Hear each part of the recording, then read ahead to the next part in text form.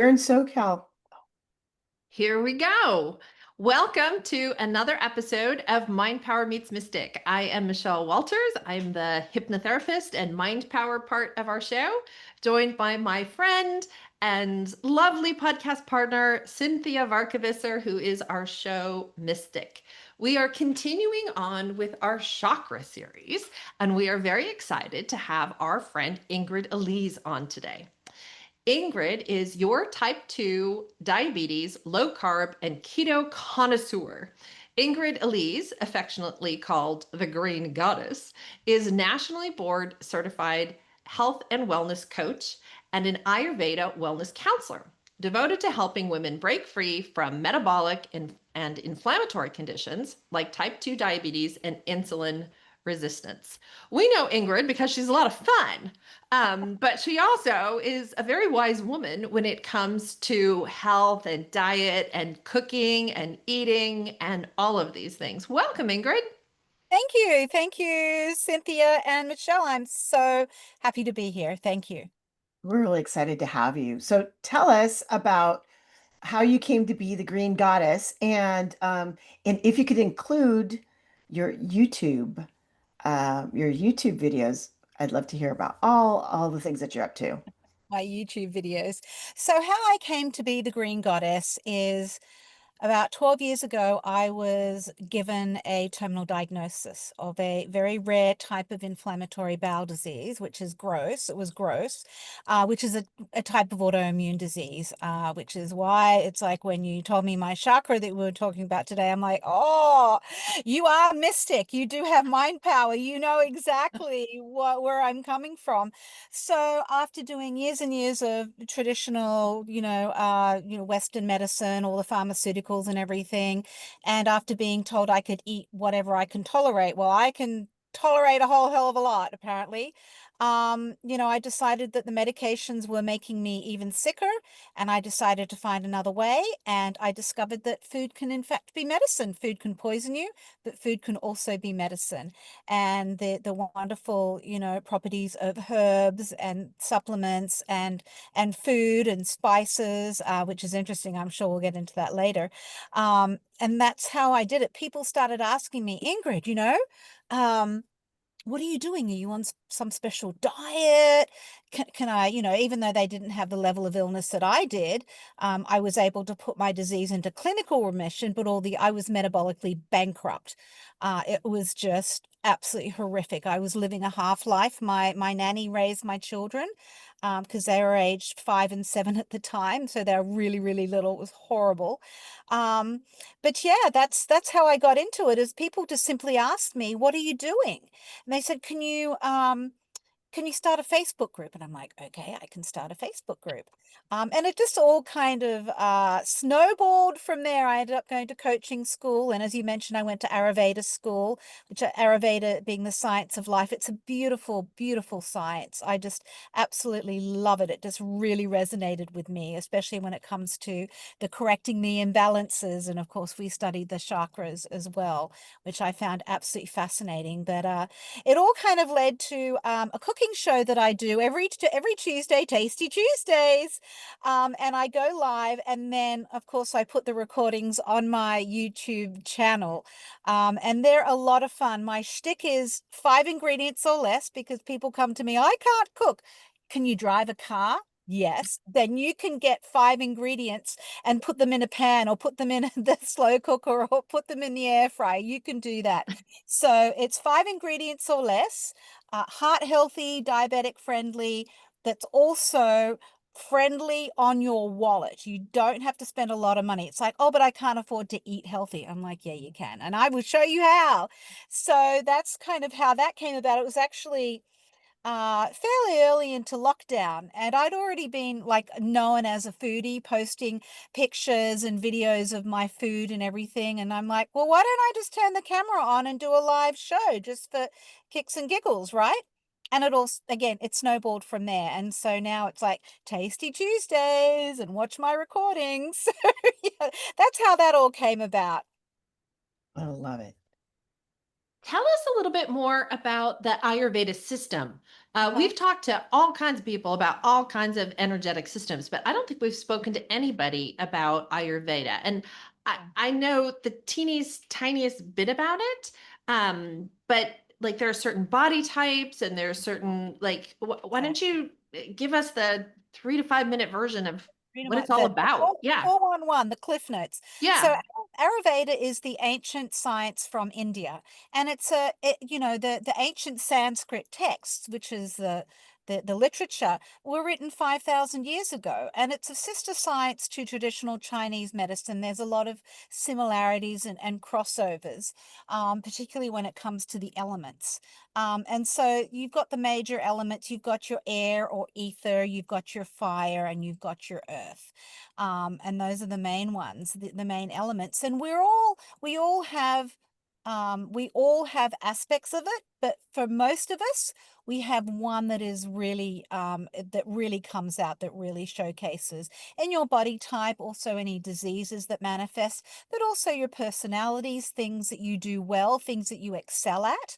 I am air and ether, which is just so typical because I'm not just in the ether, I'm like orbiting around the earth. I've just sometimes, and that's a little bit too high. Sometimes I really need that earth to balance things out. And so when things are out of whack, when you have too much of one and not enough of another, for example, when you have type 2 diabetes, that is an overabundance of the earth because it's kind of pulling you down. And so in Ayurveda, what we do is to counteract that, we do the opposite and we try to lighten things up. We try to eat foods and do lifestyle changes that will lighten that up. So eating lighter foods, like lighter, easy to digest vegetables, that kind of thing, really lighten it up, cut back on the fats, perhaps a little bit, lighter, use some of the lighter fats, and do things like walking and, meditation. Well, meditation and walking is good for all of us. So basically what the concept is to counteract with the opposite element to balance everything again. So, and there are certain conditions that, for example, like diabetes, okay, it's too much ground. Certain bleeding disorders, like really, uterine bleeding, menstrual bleeding, heavy like that, that's a lot of fire. So there's all, different, it's just really obvious. And we go a lot into the manifestation of disease, which I find absolutely fascinating, which is kind of where the chakras come in. So because there's that correlation, of course, but it really is a beautiful and simple way to practice medicine. It just makes, it's a lot of common sense. And particularly right now, with all this new research and studies coming out about the gut microbiome and the connection between the gut and the brain. Well, guess what? You read the ancient Sanskrit text from 5,000 years ago. It's all written down there. So it's not really new science, it's old science. But the good news is we have the technology to be able to really study it in depth. So I just find that really interesting, that it's like, yeah, we solved all our science and, medical issues, health issues way back then. And now it's all coming to fruition again, which I find absolutely fascinating. So, yeah, it's a beautiful way to practice science. And Ayurveda means the science of life. And fundamentally, it really just, what it's all about is simply being present. With meditation, I say to beginners to meditation, and I'm sure you can relate to this. Absolutely. It's just simply being present in the moment, just putting all the thoughts out of your head and just breathing and just being, which is fundamental part of Ayurveda. And I'm such a big fan. When I was studying it, I'm like, I know this, this makes perfect sense to me, which was kind of weird. But anyway, there it is. Oh, that Cool. makes sense to me. That really makes sense to me. So I actually have a question about you Sure. choosing Ayurveda because you said it's complementary or it's got a lot of similar aspects as Chinese medicine. Yes. So Ayurveda is new to me because I am more, I know Chinese medicine more Yes. basically through acupuncture, because Yes. it's usually the two. Mhm. And, just talking about family remedies, the old wives' tales and things, because, Mhm. from being Dutch Indonesian, we have Yeah. some relate to some of the Chinese stories. So how is it that you chose Ayurveda over the other modalities? The other modalities. Yeah, exactly. And I've been into traditional Chinese medicine for years and years and years. I had a wonderful, brilliant acupuncturist who was hardcore Chinese medicine as well. And I did all the herbs and I did all the supplements and everything. So there's definitely a crossover there with some of the herbs and supplement that both of the cultures use. Um, and so that was a big part of it. But for me, what really struck out was the food. It's like food is medicine. These herbs can be medicine, but they can also be poison if they're not used correctly. Like in Ayurveda, what I really like is, you have a herb or a food and it can heal you if it's prepared in one way, but it can poison you if it's prepared in another way. I'll give rhubarb as an example, right? You can eat the stems, but you can't eat the leaves are poisonous and they need to be cooked. Right. And there's things like almonds. Almonds are very high in oxalates and oxalic acid, which, is like basically ingesting tiny little microscopic pieces of glass, like these crystals that can cause kidney stones. However, if you soak the almonds, that actually removes a good portion of the oxalates. And so then they're safe to eat. So it's just, I found that whole thing with food because I'm a foodie and I'm really interested in food. And in the end, that's what healed me was food. These medicines that they gave me via infusion every 8 weeks, yes, they helped get me into clinical remission, but you need to get to the root of the problem. And that's what I love about Ayurveda as well as similar to Chinese medicine is you get to the root of the problem. And once you get to the root of the problem and understand that and understand how to balance it out, how to bring those things that are too high back down and balance them out, then you're on your way to healing. So, and I love that they're both very spiritual. They're Hmm. very both very spiritual Yeah. aspect to both of them. And even though I'd had all this connection with traditional Chinese medicine, I it's hard for me to even say what it was. I couldn't put my finger on it other than it just made sense to me. It's like I understood it in every class that I did. I'm like, oh, I know this, I know this. I mean, some of the herbs and everything I found a little bit tricky, but at the level one, the wellness counselor certification that I received, it really is all about prevention. It's about prevention of disease. And that's what I do is if we can get someone with pre-diabetes and stop them from getting full-blown disease, that's always better. And what we like to say in Ayurveda is an ounce of prevention is worth a pound of cure, Right. which Right. Yeah. makes a Very whole nice. lot of sense. So really it's Yeah. all about prevention, about getting to the root of the problem. And I think that's something that both of those cultures really highlight. Yes. Well, and I was very delighted. Ingrid was able to come to my class earlier this week on Yes. SOS Stop Overeating Sugar. And we were reflecting on, just how much bad food or not even food Not food. is for sale at the grocery stores in the United States these days. It's I horrific. mean, It's you've horrific. got It's your produce, right? You've got your meats, and you've got a Mhm. few things that you might want to purchase as opposed to make. Like I'm not a person who's going to make her own pasta, as an example. No. But there's so much in that store that is horrible for you. And Yeah. some of it is over sugared, right? And that's Yes. kind of where Yes. my Yeah. class is coming from. Corn But syrup and all those other, yeah. yeah, yeah. And until we can reshape and remodel the American grocery store, which I'm hopeful will happen at some point. Good luck with that. Yeah, well, okay, I'm an optimist. I can have a Some of very them, long range some of view. them, yeah, some of them are But we better have to learn how to inhabit today, right? We have to learn how are you going to get through the fact that there's so much junk at the store and put the right things in the basket. And I think for many people, learn how to cook. I think your show is just inspiring, Ingrid. The number of people who know how to cook is diminishing, which is another problem, right? But it's just so important, this work you're doing, Ingrid. Could you share a success story we've heard a little bit about your success story, but Yeah. what about a success story of one of your clients? So this is going way back to just before COVID, and I'd been working with this woman who was really quite desperate to lower her triglycerides before her doctor threatened to put her on, medication if she didn't lower her triglycerides, because those ones are the red flags. If they get too high, you want to do something about that. And so I worked with her, and she went on the low carbohydrate, low sugar, protocol, which is just eat real food, just eat food as close to how it comes out of the earth as possible. We really focused on that. She ended up losing about 20 pounds, and her triglycerides were actually lowered and within a normal range again. Then along comes COVID, Mm. and she got COVID and she was quite ill. However, because this was really in the early stages before we really knew anything about COVID and before there were any really, any really valid treatments for it.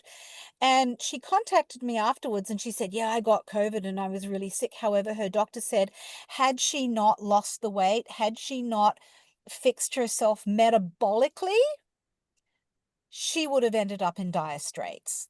And that made me feel good, because we know now that there's a huge metabolic, aspect to COVID, and that those people who were critically ill and who passed away all had massive metabolic, abnormalities, between the diabetes, between the coronary artery disease, obesity. You see these hugely obese people, and they're having to be put prone to try and take the pressure off their heart and lungs. And then you see them afterwards being interviewed in the hospital. I remember the early days, and there was this very obese woman, and she was drinking a can of Coke after almost dying from COVID. And my heart went out for her. So I have a lot of stories like that. I have another young lady I was working with, and she ended up losing a lot of weight. I think she ended up losing about 30 pounds. And she went from looking really quite ill and very inflamed and very bloated to now she looks like she could be on the cover of a magazine. Her transformation has been Wow. unbelievable. I remember, yeah, when she started working with me, she said, but I have to have my bagel in the morning. And I said, okay, well, would you be willing to consider having half a bagel? She said, yeah, but I've got the whole package here. Like, what am I going to do with it? And I said, well, what do you think you should do with it? She said, well, I could put it in the freezer. Now, 3 years later, that bag of bagels is still in her freezer. She's left it there as a reminder. I think she maybe got through a few, because after about 2 weeks, she's like, yeah, you know what? I don't feel so good on those bagels anymore. And she just was able to put them behind her, and she has maintained, and she looks absolutely stunning, and she has energy. She was taking care of her elderly grandmother, and she had the energy to do that, and she volunteers in the community. And she is just go, go, go, go, go. But she didn't have that level of energy before. So it's fixing that the root of what's it, metabolic, imbalances. I love that story. Let's talk about it through the chakra system, shall we? Because that's always a Yes. So we're talking about the third chakra, which is the Yes. solar plexus, and it has to do with personal power. But it makes so much sense because it's right there where the digestion system is. Yes. And then we're talking about diabetes. And so I will make a confession. I am diabetic. I am right at the line. So if I were to talk to one doctor, they'd say I'm diabetic, and one would say I'm not. And so I sit in this lovely little space of, I get to choose of Yeah. where I am, right? So Yeah. that's the first thing. But when I think about diabetes and my family has it, and historically it's run through my family. And what I remember is that as my family members are diagnosed with diabetes, their joy level goes down. Their propensity for happiness is not as common. You know what I mean? Oh, There's a wearing down, and I know that that is tied into food, and it's also tied into the chakra system. So let's talk about, what's really happening energetically with food and energy, and let's yeah. help these people and me help my family Yeah. and the greater community out. Is that all right? Oh, absolutely. Fire away. So Oh, let's you want talk me to about. go? Okay. So, Yeah. So I yeah. mean, you have clients that are pre-diabetic or diabetic. Have you Yes. seen Yeah. the emotional shifts? You just talked about the energetic shifts, but and then because of the Ayurveda, you know how it's hitting the chakras. So this is like a wonderful, we could talk about this for hours. So Oh I'm yeah, just I could talk dropping about something it in all day. there. Yeah. Yeah, Just dropping something in there and you get to take it wherever you want. right. Well, we all know now that there is a huge connection between the gut and the brain, and that, the majority of our immune system is actually held in the gut, right? And with the gut-brain connection, and when you get really severely diabetic, we now know there's type 3 diabetes, which is getting into insulin resistance and inflammation in the brain, which causes the loss of memory and the Alzheimer's and the dementia, those kind of issues, which is very depressing. And when your gut microbiome is really out of whack, when you're destroying it with chemicals that are in our food, like glyphosate, if you're eating industrial farmed grains, when you're overloaded on sugar and you've got so many of those bad bacteria, we're carrying around several pounds worth of bacteria inside and on our bodies, which is phenomenal when you think about what's going on the inside of our bodies on a microscopic level. I kind of nerd out and geek out on that. But yeah, of course, when it affects our digestion, it's going to affect our mood. When we're carrying extra weight, when we have headaches and brain fog, when our joints hurt, when we just can't make a fist because we're so inflamed in our joints, when we're sluggish because we're eating food that spikes our blood sugar, and then we come crashing down. So you go from one extreme to the other. And of course, if you eat a high sugar, high carbohydrate meal, 2 hours later, you're going to need a nap. And it's just, of course, it's going to be depressed. Of course, I was massively depressed when I hit 200 pounds, and I'm 5'3", right? I hit 200 pounds with metabolic dysfunction, and all the medications I was on. I was so depressed I couldn't get out of bed, and everything was here in my guts. My intestines were so ill. I mean, they thought that they might have to send in the colorectal surgeon. It was that bad to remove that, and that would have just been horrific. Yeah, it was horrific. I couldn't eat, I couldn't drink. I was on a liquid diet for about 3, 4 months, and then I could only eat very small amounts of food. It was really dire. So I absolutely can relate to that third chakra, and also in terms of the way I looked at myself and the way I felt about myself. I looked in the mirror and thought, you're a terrible person. I just don't like this person. I don't love this person. So, it's like that spiritual and emotional, weight of, you look in the mirror and you feel heavy. It's like you look in the mirror and you feel disgust and shame. But there is actually a physiological, link to that within the gut and the gut microbiome, because if you cannot get to the root of that, all of your other systems are going to be out of whack too. Particularly with depression. I mean, depression is just so, it's on the rise in a frightening way, and our children are not okay. Our children are getting depression. I mean, my daughter had terrible depression. She's overcome it now, but she spent, the last of her teenage years dealing with terrible depression and anxiety, and she eats a lot of sugar. And I was like, she's an adult now. She's going to do what she's going to do. But I really see it every day. I see the mood shift in my clients once they start, filling their plate with the organic, real food, and slowly starting to get rid of the industrial farm grains and the highly processed, high carb, high chemical laden foods. I see that shift. And in some of my clients, I see it within even a couple of weeks. I just started working with a new woman just this week. And, I had her intake 2 weeks ago. She's already down 6 pounds. Her mood is already better. She's feeling that empowerment already because she feels like she's in control now, whereas before she wasn't. And a lot of that power is from knowledge. And that's what I love to teach about food, the simplicity of food, but also understanding how to read a label and understanding what's in your food and understanding how this is going to affect you physically, mentally, emotionally, spiritually. So yes, I do see massive, massive improvements in mindset and just ability to go out there and live life to its fullest, because I was not. I was dead inside, and it's just my guts were so messed up. It just affected everything. It was just a really horrific time in my life, but I'm also glad that I went through it, Cinthia. That sounds weird, But, at the time I was thinking, why me, why me, why me? And then now I realize, as people start to come to me more and more, can you help me? I'm like, okay, there's a purpose to everything. I can take this, I can really pivot, and I can reframe those thoughts and go, okay, now I can use what happened to me for good, for positivity in this world. So yeah, I do see massive shifts, and I did it myself. So I feel if I can do it myself, then I almost have a responsibility now to help others with that, to teach others these same tools and these same protocols and strategies.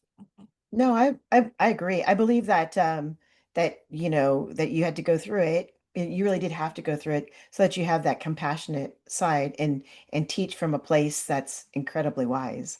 So so thank you for that. And thank you for all that information. I have one more question to ask, and Right. that is, what have you got coming up?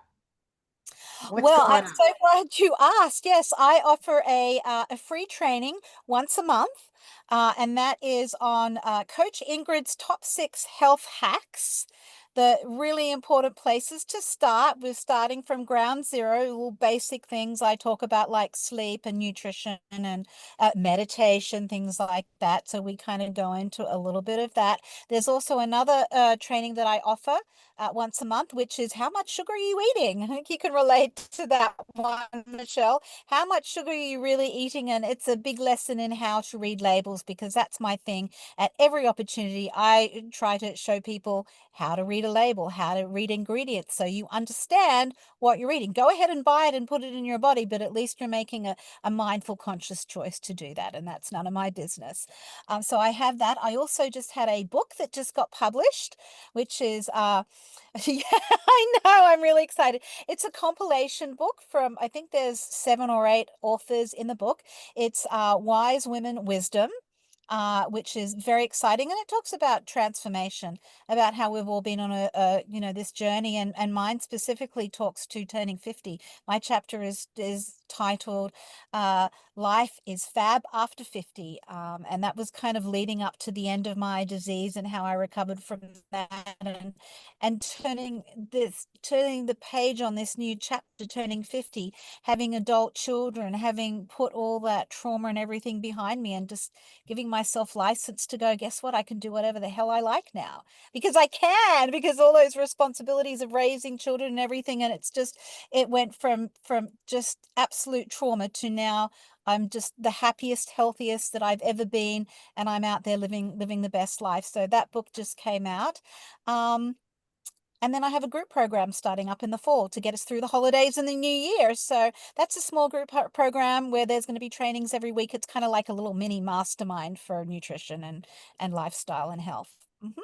Thank you so much, Ingrid. We just adore spending time with you. And it was so fun to have you today as our guest on Mind Power Meets Thank you. Mystic. If Thank you you. like this show, if you want to hear from more great people, fun people like Ingrid, learn more about the chakras, learn more about mystic intuition things, learn more about mind power things, please give us a follow, give us a like, write us a review, and we would love to see you again on another week of Mind Power Meets Mystic. Signing off. Thanks. Bye bye. Bye.